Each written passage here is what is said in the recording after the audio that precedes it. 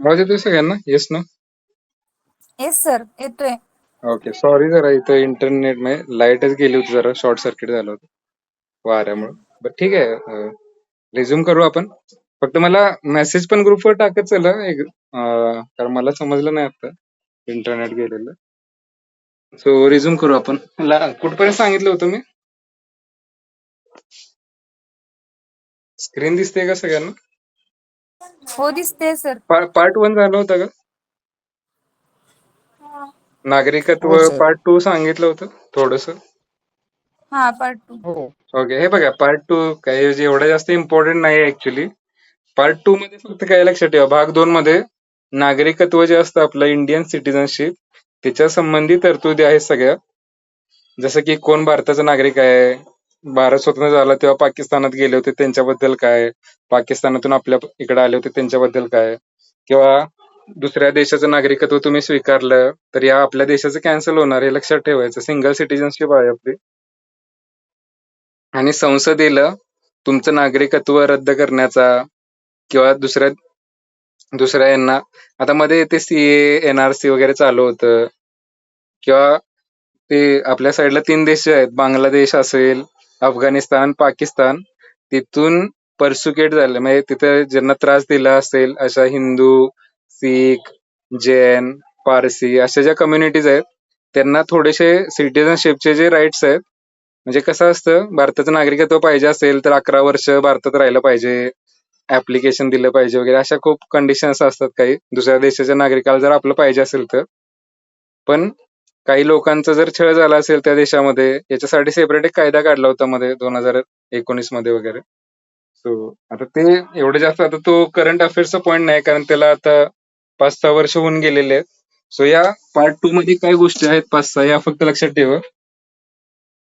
म्हणजे सिटिझनशिपशी रिलेटेड, कोणाला सिटिझनशिप मिळेल, कोण नागरिक आहे, याच्या संबंधी आहे हे, जेणेकरून तुम्हाला भविष्यात कधी आर्टिकल 9, 10, 11 वगैरे असं विचारलं तर ते सिटिझनशिपशी रिलेटेड आहे, एवढं फक्त लक्षात ठेवा, नागरिकत्वाशी.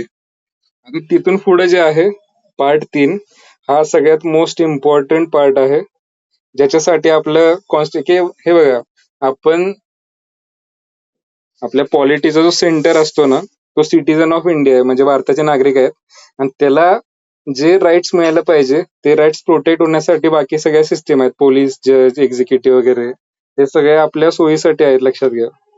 सो यामध्ये आपले अधिकार दिलेले आहेत सगळे, की भारताचे जे नागरिक आहेत किंवा फॉरेनचे पण नागरिक असतील, ते भारतात आले असतील जॉबसाठी, तर त्यांना पण काही अधिकार आहेत यातले. ठीक आहे, तर पहिला आर्टिकल 12 जे आहे लक्षात घ्या, 12 ते 35 मध्ये आहेत. पण 12 मध्ये काय दिलंय की आता समजा राज्य जे आहे, राज्य म्हणजे थोडक्यात स्टेट म्हणतो आपण, राज्य याचा अर्थ असा नाही महाराष्ट्र वगैरे, केंद्र सरकार जे आहे. आता हे बघा, हे शब्द जे आहेत ना इंग्लिशमध्ये स्टेट या शब्दाचा अर्थ, महाराष्ट्र हा स्टेट राज्य पण होतो, आणि स्टेट म्हणजे गव्हर्नमेंट सुद्धा त्याला स्टेट म्हणतात, म्हणजे गव्हर्नमेंट म्हणजे शासन जे आहे, मग महाराष्ट्र असेल किंवा केंद्र सरकार असेल, समजतं. सो आता राज्याची जी व्याख्या आहे, राज्य म्हणजे जे आपल्यावर राज्य करतात. तर याच्यात कोण येतं बेसिकली, हे थोडस समजतंय का? राज्य म्हणजे जसं की मराठीमध्ये एका शब्दाचे 2 अर्थ असू शकतात, तसं इंग्लिशमध्ये स्टेट हा वर्ड जो आहे, स्टेट, त्याचा अर्थ राज्य सरकार पण असतो, आणि जे आपल्यावर राज्य करतात, मग केंद्र सरकार असेल, ग्रामपंचायत वगैरे पण आपल्यावर राज्य करते, लक्षात घ्या. तुमच्याकडून ते घरफाळा घेतात, पाणीपट्टी घेतात, टॅक्स घेतात. सो ग्रामपंचायत सुद्धा आपल्यावर राज्य करते. So it's part of state, राज्याचा तो भाग आहे.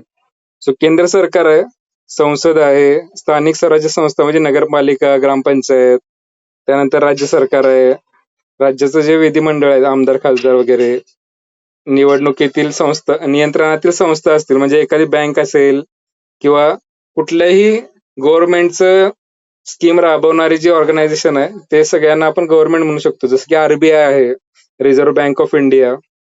तर ते शासनाच्या वतीनं बँक खाते सांभाळते. सो ते पण स्टेटचं पार्ट झालं. आता हे कशासाठी व्याख्या दिली आहे राज्याची? यापैकी कुणी जरी तुमचं फंडामेंटल राईट काढून घ्यायचं झालं तर तुम्ही सुप्रीम कोर्टात जाऊ शकता यांच्या विरोधात. काय सांगते समजते का?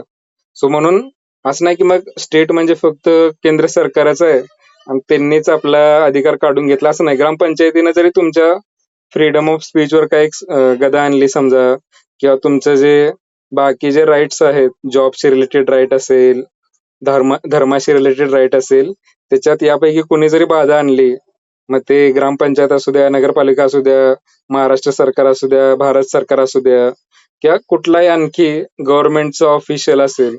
पोस्ट ऑफिस फॉर एक्झाम्पल आहे.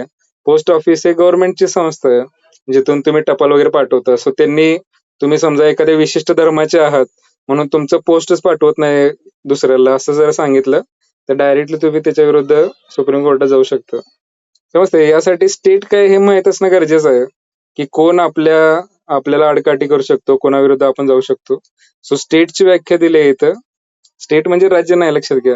कारण केंद्र सरकार वगैरे पण आहे इथं, ग्रामपंचायत पण आहे, मी सांगितलं पोस्ट ऑफिस वगैरे पण आहेत, आरबीआय आहे, सगळे आहेत ते जे पुन्हा सरकारच्या वतीनं आपल्यावर अधिकार गाजवण्याचा प्रयत्न करतात. ही व्याख्या दिली आहे आर्टिकल 12 मध्ये. त्यानंतर आर्टिकल 13 मध्ये काय सांगितलं हे बघा, हे इम्पॉर्टंट आहे, की जर भारत सरकारनं किंवा महाराष्ट्र शासनानं असा एखादा कायदा बनवला की जो तुमचे फंडामेंटल राईट्स काढून घेतोय, तर तो कायदा चुकीचा आहे, म्हणजे रद्द होऊ शकतो. हे आर्टिकल 13 मध्ये सांगितलंय. सो हे महत्वाचं आर्टिकल आहे खूप. म्हणजे सरकारनं उद्या सांगितलं की बाबा 18 वर्षाच्या वरचे जे आहेत त्यांना जॉबचा समजा अधिकार आहे, तुमचं काहीतरी सर्टिफिकेशन वगैरे असते, पण सरकारनं सांगितलं की नाही नाही, कुणी जॉब करू शकत नाही भारतामध्ये किंवा आमच्या अंडरच जॉब करायचं, तर हे जे आहे ते तुमचे फंडामेंटल राईट्स व्हायोलेट करतं. सो त्याच्या विरोधात तुम्ही जाऊ शकता. म्हणजे हा फंडामेंटल, म्हणजे या आर्टिकल 13चा अर्थ काय लक्षात घ्या, भारत सरकार किंवा महाराष्ट्र शासन असा कोणताही कायदा बनवू शकत नाही की ज्यानं तुमचे फंडामेंटल राईट्स जे आहेत ते काढून घेतले जातील. मग आता हे काल जी केस झाली होती टेलिग्रामची, ती एक्सेप्शनच्या केसमध्ये येते, लक्षात घ्या. एक्सेप्शन म्हणजे अपवाद. जसं की टेलिग्रामचं आता नीटची परीक्षा आहे उद्या, सो टेलिग्राम 2 दिवस सस्पेंड, 2 दिवस म्हणजे मागच्या आठवड्यापासून ते बंदच आहे टेलिग्राम. सो टेलिग्राम जेव्हा कोर्टात गेलं की बाबा आमचं फंडामेंटल राईट जो आहे कंपनीचा, तर तो धोक्यात येतो याच्यामुळं, तर कोर्टानं काय सांगितलं बाबा की सरकारला अधिकार आहे नॅशनल सिक्युरिटी किंवा इम्पॉर्टंट गोष्टीसाठी एखाद्या हे स्टॉप करण्याचं, म्हणजे त्यांचं फ्रीडम जे आहे ते काढून घेऊ शकतं वगैरे. कारण ती बेसिकली एक ऑर्गनायझेशन आहे जे की फॉरेन कंट्री मधले आहे, म्हणजे भारताचा नागरिक असतच नाहीये. म्हणजे तुमचा समजा मोबाईल फोन वगैरे काढून घेतलं तर ती मोठी गोष्ट होईल यांच्यापेक्षा, टेलिग्राम पेक्षा, कारण तुम्ही नागरिक आहात, तुमचे अधिकार जास्त आहेत. ती एक कंपनी आहे ज्याचं हेडक्वार्टर बाहेरच्या देशामध्ये आहे. सो त्यांचे अधिकार जे आहेत, किंवा भारत सरकार सिक्युरिटीच्या, जसं की चायनाच्या ऍप मध्येच बंद करताय गव्हर्नमेंट, टिकटॉक वगैरे बॅन केलं भारत सरकारनं सिक्युरिटी रिझन्स वरून. सो ते करू शकतं.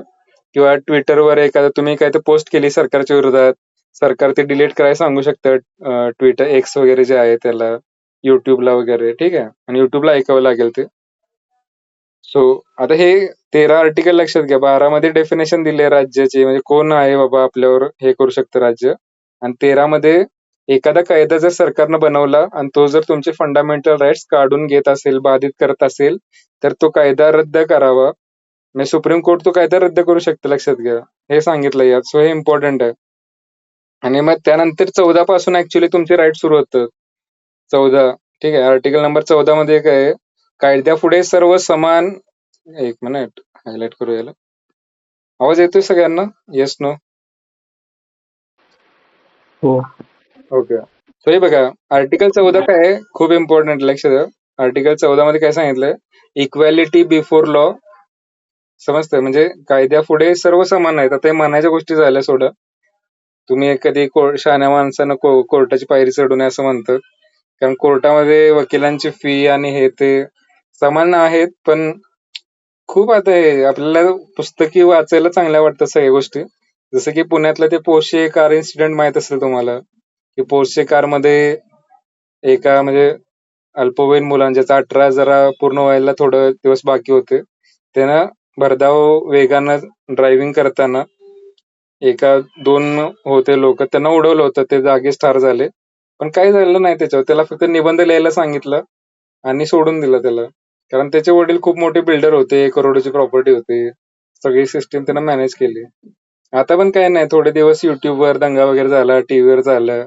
आता मस्त तो सुटलाय. वडिलांनी पार्टी केली त्याच्या गेल्या महिन्यात मोठी. पैसे उधळले वगैरे. ठीक आहे. सो हे मानायच्या गोष्टी आहेत सगळ्या. आपण आता जे दिलंय ते बघू सध्या. की कायद्यापुढे सर्व समान आहेत.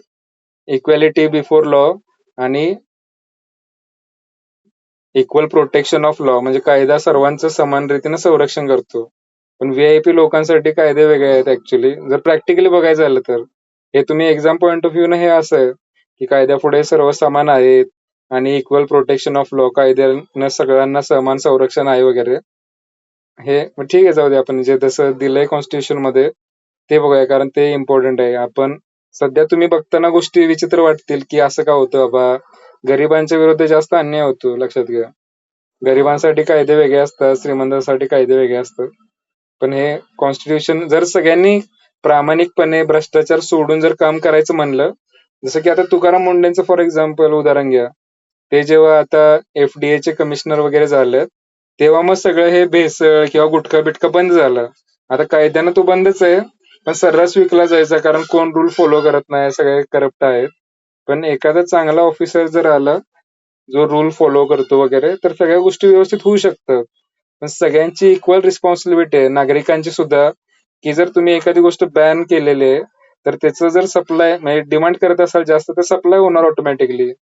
जसं की बिहार फॉर एक्झाम्पल, गुजरात हे ड्राय स्टेट्स आहेत जिथं दारू बंदी आहे. पण तिथं असं नाही की दारू बंदी आहे म्हणजे मिळतच नाही दारू. ब्लॅकनं लोक स्मगलिंग करतात आणि मग ते विषारी दारू पिऊन मरणे वगैरे असे खूप सारे इन्सिडेंट्स होतात. सो आता हे आर्टिकल आपण बघूया सोडा. जास्त जास्त डिस्कशन करत बसला तर मग हे नेव्हर एंडिंग आहे. एक्झाम पॉईंट ऑफ व्ह्यू न जोड्या लावा याच्यासाठी विचारलं जाईल किंवा कुठलंही आर्टिकल आणि ते काय आहे ते असं विचारलं जातं. सो 14व्या आर्टिकल मध्ये काय सांगितलंय, कायद्यापुढे सर्वजण समान आहेत आणि सर्वांना कायद्याचं समान संरक्षण आहे. इक्वल प्रोटेक्ट कायदा तुम्हाला संरक्षित करणार. असं नाही की श्रीमंतासाठी असं लिहिलंय. ठीक आहे. त्यानंतर नेक्स्ट काय बघा 15वं, की धर्म, जात, लिंग, जन्मस्थान यावरून भेदभावच मनाई आहे. म्हणजे काय म्हणतो आपण डिस्क्रिमिनेशन जे असतं, तुमचं तुम्ही या धर्माचे आहात त्यामुळे तुम्हाला कॉलेजमध्ये ऍडमिशन मिळणार नाही किंवा या धर्माचे आहात त्यामुळे तुम्हाला पासपोर्ट मिळणार नाही. अशा गोष्टी नाही चालणार. समजतं? So discrimination on the basis of religion, race, caste, sex, place of birth म्हणजे स्त्री पुरुष समजा मुलगी आहे त्यामुळे तिला वेगळं काहीतरी लाईनीत, आता वेगळ्या लाईनीत वगैरे ते ठीक आहे. आपण कन्व्हिनियन्स साठी करतो किंवा मुलींची रांग वेगळी, मुलांची रांग वेगळी. पण ह्याचा अर्थ ते डिस्क्रिमिनेशन नाहीये की मुलींची रांग जी आहे ती मुलांच्या मागे सुरू केली वगैरे वगैरे अशा गोष्टी. सो नो डिस्क्रिमिनेशन लक्षात घ्या, की तुम्हाला या बेसिसवर तुमचा धर्म किंवा तुमची जात किंवा तुमचं जेंडर मेल फिमेल किंवा तुम्ही इथंच जन्मलाय महाराष्ट्रातले आहात त्यामुळे तुम्हाला केरळपेक्षा कमी अधिकार मिळतील वगैरे असं करू शकत नाही.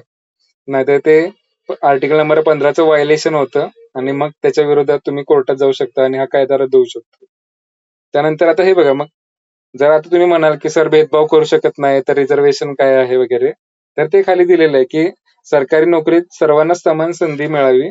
पण त्यामध्ये काय आहे, काही लोकांवर पिढ्यानपिढ्या जो अन्याय झाला मागच्या हजारो वर्षामध्ये, तर तो जर भरून काढायचा असेल आपल्याला, तर काही लोकांना थोडंसं आपल्याला चान्स द्यावा लागेल जास्त, जेणेकरून ते आपल्यासोबत कॉम्पीट करू शकतील. याचा अर्थ काय, फॉर एक्झाम्पल समजा तुमच्या घरातले सगळे शिकलेले आहेत, तुमच्याकडे खूप जास्त पैसे आहेत, तर तुम्ही लहानपणापासून काहीतरी क्लास लावू शकता, चांगलं एज्युकेशन मिळू शकतं तुम्हाला आणि तुम्ही मेंटल तुमचं स्टेटस जे आहे ते चांगलं होऊ शकतं. वेअरएज एखाद्या लहानपणापासूनच त्याचे वडील वेठ बिगारी करतायत किंवा कुठेतरी कामाला जात आहेत एकदम लो लेवलला, तो शाळेत जाऊ शकत नाही किंवा शाळेतून आला तरी त्याला काम करावं लागतंय. या सगळ्या अडचणी आहेत. सो त्याला थोडंसं आपल्याला ऍडव्हान्टेज दिला पाहिजे. त्यासाठी मग ईडब्ल्यूएस वगैरे आलंय की इकॉनॉमिकली पण जे मागे राहिलेत त्यांना पण बाबा चान्स मिळावा यासाठी 10% रिझर्वेशन आहे. समजतंय? सो रिझर्वेशन जे आहे ते on the basis of discrimination जे झालं होतं पिढ्यानपिढ्या, आता त्याचे खूप जास्त फाटेफुटे चाललेत आता. प्रत्येक कास्टसाठी सेपरेट रिझर्वेशन आणि हे ते. आता हे रिझर्वेशनवर जेवढा डिबेट करायला आपण तेवढं कमीच आहे. काही लोकांना वाटतं की रिझर्वेशन असायला पाहिजे सगळ्यांसाठी वगैरे. काही लोकांना वाटतं की रिझर्वेशन पूर्ण कॅन्सलच व्हायला पाहिजे. मेरिट बेसवर असलं पाहिजे वगैरे. पण या पॉलिसी डिसिजन्स आहेत त्याच्यामागे खूप जास्त पॉलिटिक्स आहे. पूर्ण देशाचे लोक इन्व्हॉल्व आहेत. सो तुम्हाला फक्त लक्षात ठेवायचं की आर्टिकल 16 जे आहे त्याच्यानुसार रिझर्वेशनचे जे पॉलिसी असतात गव्हर्नमेंट जॉबमध्ये किंवा तुमच्या एज्युकेशन सेक्टरमध्ये जे रिझर्वेशन आहे ते बेसिकली आर्टिकल नंबर 16 जे आहे तुमचं कॉन्स्टिट्यूशन मधलं त्याच्यावरून घेतलेलं आहे सगळं. ठीक आहे. मग तुम्हाला क्वेश्चन आलाय की बाबा गव्हर्नमेंट जॉबमध्ये जे रिझर्वेशन आहे ते कोणत्या बेसिसवर आहे, तर आर्टिकल नंबर 16 त्यासाठी रिस्पॉन्सिबल आहे. आता त्याचं हे बघा एक्झॅक्ट जे कॉन्स्टिट्यूशन मध्ये लिहिलेले शब्द आहेत ना, तर ते मी तुम्हाला कॉन्स्टिट्यूशन ओरिजिनल शेअर केलेले आहे. त्यातून तुम्ही बघू शकता. जसं की आता समजा मला रीड करायचं झालं यामध्ये ओरिजिनल कॉन्स्टिट्यूशन मध्ये इंग्लिशमध्ये काय दिलेलं आहे त्यासाठी, तर equality of opportunity in public employment. म्हणजे तेच आहे की सरकारी नोकरीमध्ये सर्वांना समान संधी मिळावी. पण मग त्यासाठी बाबा रिझर्वेशन किंवा महिलांचं रिझर्वेशन वगैरे पण असतं गव्हर्नमेंट जॉबमध्ये, जेणेकरून समान संधी त्यासाठी ते लोक इलिजिबल व्हायला पाहिजे त्यासाठी.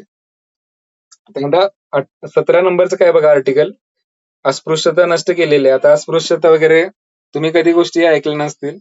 आधीच्या म्हणजे भारत स्वतंत्र झाला किंवा भारत स्वतंत्र व्हायच्या आधी या गोष्टी खूप जास्त प्रमाणात होत्या. की बाबा एखादा समजा विशिष्ट कास्टचा माणूस आहे तर त्याला मंदिरात प्रवेश दिला जायचा नाहीये. समजतंय? तो त्या कास्ट आहे, ती लोअर कास्ट आहे वगैरे किंवा पाणी पिऊन दिलं जायचं नाही विहिरीचं वगैरे. याला अस्पृश्यता म्हणतात, अनटचेबिलिटी म्हणतात. सो ही कायद्यानं बंदी आहे. आणि जर तुम्ही अस्पृश्यता वगैरे कोणावर तसा इम्पोज करायचा प्रयत्न केला तर त्यासाठी मग अॅट्रॉसिटी आणि असे विशेष कायदे आहेत की ज्याच्यानं तुमच्यावर गुन्हा दाखल होऊ शकतो. जर तुम्ही एखाद्या व्यक्तीला कास्टच्या बेसिसवर जर काही डिस्क्रिमिनेट किंवा त्याला हीन वागणूक दिली वगैरे तर. सो 17 जे आर्टिकल आहे लक्षात ठेवा, क्वेश्चन याच्यावर ठिकाण आलेले आहेत आधी की अनटचेबिलिटी जे आहे अबॉलिश केलेली आहे कोणत्या आर्टिकल नुसार, तर आर्टिकल नंबर 17 जे आहे अस्पृश्यता नष्ट केलेली आहे त्या काय आर्टिकल नंबर 17च्या टेक्स्ट नुसार. ठीक आहे.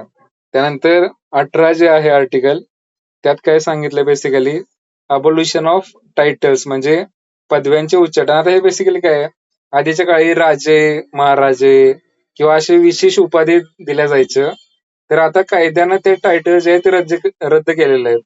पण तुम्ही म्हणाल सर मग आता उदयनराजे भोसले वगैरे त्यांच्या नावापुढे राजे वगैरे हे ते, तर ते गव्हर्नमेंट रेकग्नाइज नाही करत या गोष्टी. तुम्हाला वाटलं तर तुम्ही स्वतःच्या नावापुढे पण राजा महाराजा लावू शकता. ठीक आहे. पण गव्हर्नमेंट स्वतः नाही म्हणणार की हा राजा आहे आणि ह्याला विशेष वागणूक. कारण आपण वरतीच बघितलंय इक्वॅलिटी बिफोर लॉ म्हणजे कायद्यासमोर सगळे समान आहेत. कोण राजा नाही, कोण हे नाहीये. समजतंय? सो अबॉल्युशन ऑफ टायटल्सचा अर्थ काय आहे की सरकार स्वतःहून कुणाला राजा ही पदवी देणार नाही किंवा एखादा राजा असेल तर सरकार त्याला राजा म्हणून ट्रीट नाही करणार. कारण ते टायटल्स वगैरे जे आहेत ते अबॉलिश केलेले आहेत कायद्यानंच. समजतं? हे तुम्हाला समजायला थोडंसं काहीतरी अवघड वाटेल काय नक्की राजा वगैरे. सो सरकारच्या दृष्टीनं राजा वगैरे काय पदव्या नाहीयेत. पण हा पद्मश्री हे जे देतात पुरस्कार वगैरे ते काही टायटल नाही लक्षात घ्या. तो एक अवॉर्ड आहे.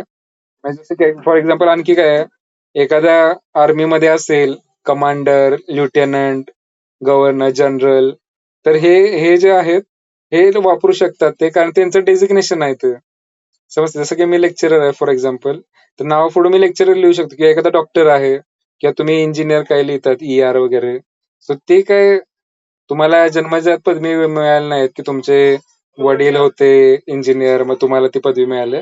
तुमचं एज्युकेशनल क्वालिफिकेशन आहे बेसिकली ते.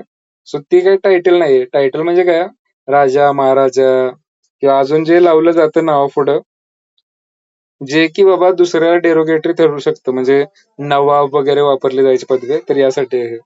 पण मिलिटरी टायटल्स यूज करू शकता तुम्ही किंवा PhD असेल तर डॉक्टर लावू शकता तुमच्या नावापुढे काही प्रॉब्लेम नाही. हे पहिले 14 ते 18 जे आहेत आर्टिकल तर ते रिलेटेड टू इक्वॅलिटी आहेत लक्षात घ्या. हे हे सगळे जे आहे ते इक्वॅलिटीशी रिलेटेड आहेत. त्यानंतर नेक्स्ट जे आहे 19 ते 22 बरं आवाज येतो सगळ्यांना? Yes no?